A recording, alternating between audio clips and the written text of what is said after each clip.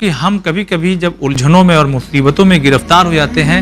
تو ہم سمجھتے ہیں کہ شاید کسی نے کچھ کر دیا یا کچھ ہو گیا، جبکہ ہم خود اس کے ذمہ دار ہوتے ہیں۔ کچھ ایسے ہم گناہ کر بیٹھتے ہیں کہ جسے ہم بھوگتے رہتے ہیں مگر ہمیں پتہ نہیں چلتا۔ تو یہ خدمت میں یہ بیان کر دے کہ عام طور پر ہمارے یہاں یہ جو خیال کیا جاتا ہے، یہ سوچا جاتا ہے کہ جو بھی ہم کر رہے ہیں تو کس نے دیکھا ہے کہ قبروں میں کیا ہوگا، کس نے دیکھا ہے کہ محشر میں کیا ہوگا۔ اسی لیے انسان میں جو گناہ کے سلسلے میں جرأت پائی جاتی ہے، دراصل اسی بنا پر ہے کہ وہ یہ سمجھتا ہے کہ قبر میں ہوگا دیکھ لیا جائے گا، محشر میں ہوگا دیکھ لیا جائے گا، یا کس نے دیکھا ہے۔ لیکن اگر انسان اس بات کی طرف غور کرے کہ یہ جو ہم اعمال، گناہ، بدکاریاں اور معصیتیں انجام دیتے ہیں، دراصل جو آخرت میں سزا ہے وہ تو ہے، جو قبر میں ملنا ہے وہ تو ہے ہی جی، جس سے علماء اکرام اور فقہا اور خطبہ جو ہے اپنی اپنی مجالس میں مومنین کی خدمت میں بیان کرتے ہیں۔ لیکن آج ہم ناظرین کو یہ بتانا چاہیں گے کہ ہمارے اپنے گناہ جن کا اثر جو ہے خود اس دنیا میں مختلف شکلوں میں نمودار ہوتا ہے، کہ جس کو روایات میں آثار گناہ کہا جاتا ہے۔ اچھا، اور نہ صرف یہ کہ روایات میں بلکہ حتیٰ کہ دعاؤں میں بھی قبلہ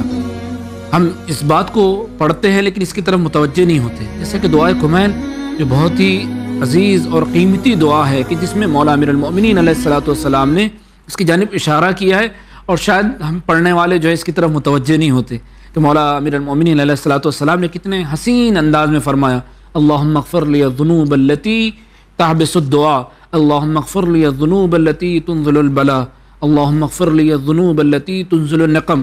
چونکہ اس طرح کے جو جملے ہیں یہ بتا رہے ہیں کہ ہمارے اپنے گناہ ایسے ہیں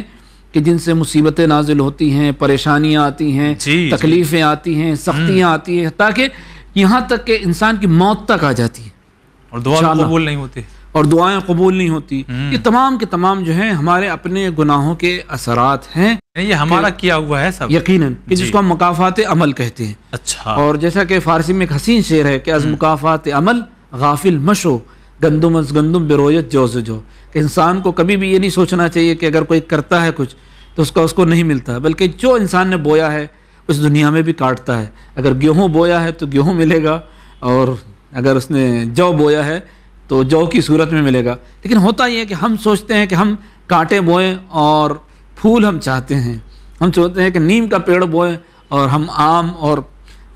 خوش مزہ جو ہے پھل چاہتے ہیں، جبکہ ایسا نہیں ہوتا۔ یہ قانون فطرت بھی ہے اور قانون شریعت بھی، کہ انسان جو کرے گا اسی دنیا میں بھی اور آخرت میں جو ملنا یقیناً وہ ملے گا، عذاب سزا ملے گی، قبر میں جو ملنا ہے وہ عذاب ملے گا، لیکن اس دنیا میں بھی گناہوں کے باقاعدہ آثار ہیں۔ اسی لیے ہمارے اور آپ کے مولا حضرت امیر المؤمنین